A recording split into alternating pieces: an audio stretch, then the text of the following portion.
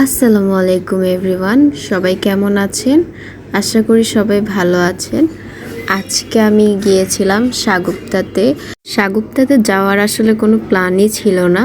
আমার কোচিংয়ের ফাঁকে একটু সময় ছিল, সেই সময়ের মধ্যে ভাবলাম যে যাই একটু কিছু খাওয়া দাওয়া করে আসি।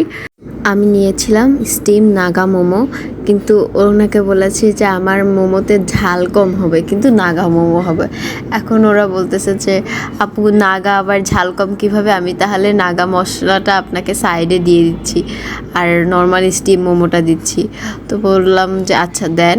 তো পরে গিয়ে ওদের স্টিম মোমোটা খুব একটা ভাল লাগে না, যখন নাগা মশলাটা দিয়ে খাচ্ছিলাম তখন খুবই মজা লাগতেছিল।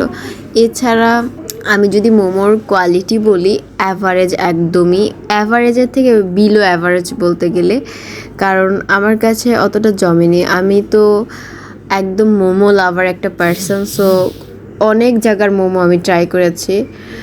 মানে ঘুরে ঘুরে ঘুরে ঘুরে যেখানে মোমো আছে আমি খাওয়া দাওয়া করি মোমো, আমি এত ভালোবাসি। তো আমার কাছে একদমই নর্মাল লেগেছে।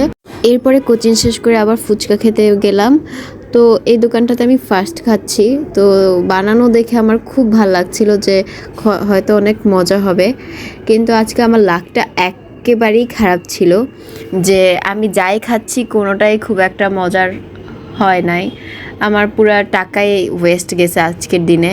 তো ফুচকাটা ওদের বানানো খুব ভালো ছিল, পরিবেশটাও পরিষ্কার পরিচ্ছন্ন ছিল, কিন্তু মানে টেস্টটা একদমই বাজে আর কি। ফুচকাটায় না ওরা সরিষার তেল ইউজ করছে, যেটা আমার টেস্ট বারের সাথে যায় না, ফুচকার টেস্ট বারের সাথে যেটা বলে। ফুচকাটা দেখে আপনাদের অবশ্যই জিভে পানি চলে আসছে, আমারও মেকিং দেখে ক্রেভিংস হচ্ছিল। এখনও দেখে মনে হচ্ছে যে উফ কি মজাই না হবে, বাট বলে না যে ডোন্ট জাজ আ বুক বাই ইটস কভার। তাই বাহ্যিক সৌন্দর্য দেখেই যে কোনো জিনিস ভালো হবে এটা ভাবা কখনোই ঠিক না। আমার কাছে ফুচকাটা মানে খাওয়ার যোগ্য লাগছে, বাট চটপটিটা একদমই বাজে। পুরো ডাবলিটা ওরা একদম গলায় ফেলছে। চটপটির মেইনই ডাবলিটা গোটা গোটা থাকবে, মুখে পড়বে, ভালো লাগবে। আমি জাস্ট চোখ নাক বন্ধ করে খেয়ে নিয়েছি যে আমার নাইলে 100 টাকা লস।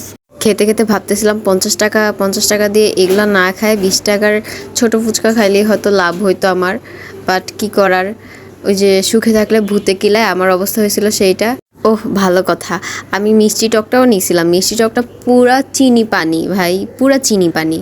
আমি যেহেতু ফুড ব্লগার না, আমি জাস্ট আমার কোনটা ভালো লাগছে কোনটা ভালো লাগে নাই সেটাই শেয়ার করি আপনাদের সাথে, আর অনেস্ট একটা রিভিউ শেয়ার করার চেষ্টা করি।